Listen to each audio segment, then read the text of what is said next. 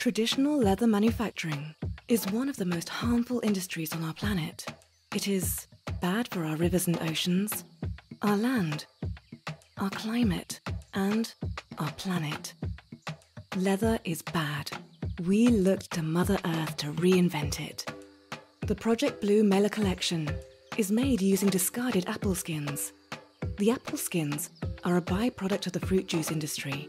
The skins are collected, broken down into a fine powder, and then combined with an organic polymer.